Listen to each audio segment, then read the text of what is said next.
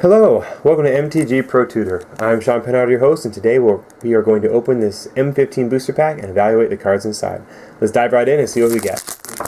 So, when I open up a booster pack when I'm drafting, I always take out the marketing card, which is a token this time, as well as the land, upside down, and then I would look at the rare first. We have Crucible of Fire. What a brick. This is probably the worst rare you can possibly draw, because it gives dragon creatures you control +3/+3. Dragon creatures you control don't need +3/+3. They're dragons. They're going to work on their own, do their dealio, and smash face. Okay. Furthermore, you don't even know if you're going to be able to draft a dragon because there's only a couple in the set. So past this guy. Definitely don't first pick it. Don't second pick it or third pick it. Don't pick this card. You don't need this card taking up space in your deck. Okay, so pass on Crucible of Fire, and let's see what the rest of the deck has to offer. The rest of the pack. So Clear Path destroys a target creature with Defender for 1 red. That's kind of nice, but your opponent may or may not be playing Defender. So if you're in red and you get past one of these, great. Maybe take it as a sideboard, or rather, side it in from the board, but definitely don't main deck it. Solemn Offering, one of 4 ways in this set to destroy enchantments. Great sideboard card, and bring it in if your opponent has a bunch of pesky enchantments, especially Spectre Ward. Aeronaut Tinkerer, so far this is my first pick. Best card so far. It's a 2/3 for 3, so that's on point. And then it gets flying if you have an artifact, so that's nice. Crowd's Favor, I also like. I'm not taking it over the Aeronaut Tinkerer though. For 1 mana, you can give a creature +1/+0 and first strike, so that will save it in combat is the idea. Alright. Charging Rhino, this is my new first pick. I like this card a lot. It's a 4/4 for 5 mana that can only be blocked by 1 creature. So when you attack with it, they can only block with 1 creature, and chances are, or the hope is, that your creature is bigger than their creature. And if you have ways to protect it and beef it up, then you can really start pecking away at their defenses with it. Typhoid Rats, I also like. A 1/1 for 1 is usually no good, but this one has Death Touch, which means even if you play it late game, it's still relevant because they can attack with their big charging Rhino, and then all of a sudden you just chump block with your Typhoid Rats, and boom, it's a nice trade. You traded 1 mana for 5. Great choice. We'll see what the rest of the pack has to offer, but I think I'll take the charging Rhino over the Typhoid Rats. Carnivorous Moss Beast, I'm not too excited. It's a 4/5 for 6 mana. The Souls cost 6 mana, and they're 6/6s. Alright, and then for 7 mana, you can put a +1/+1 counter. I mean, maybe, I guess, if this is a good late game finisher. But I'm definitely not going to first pick Carnivorous Moss Beast. Mind Rot, not a big fan of.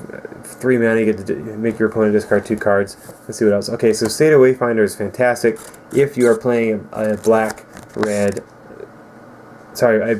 like Graveyard Matters theme, because you can get your lands, you can pitch your creatures, and then you can get your creatures back with Restock, Endless Obedience, Soul of Innistrad, and Gravedigger. Alright? Necrobite, not as good as it was in Theros because it's slow. Figure Crowd's Favor that we just saw earlier was a 1 mana combat trick with Convoke. This is a 3 mana combat trick, so your opponent can kind of see it coming a mile away.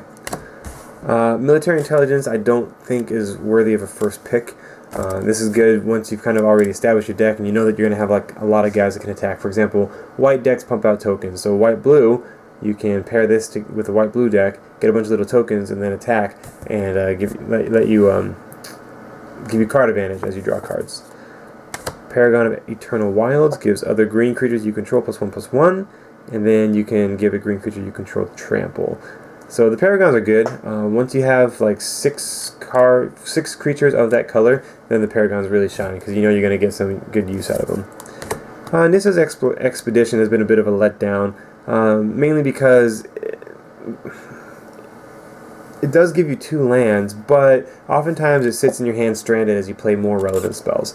The idea is you can ramp this guy out at turn 3 or 4 and really kind of get some good mana advantage, but turn 3 and 4, you really want to play a relevant creature. Only if your opponent is stalling is this card going to be, good, in which case it turns into a win more card, which is you're already winning.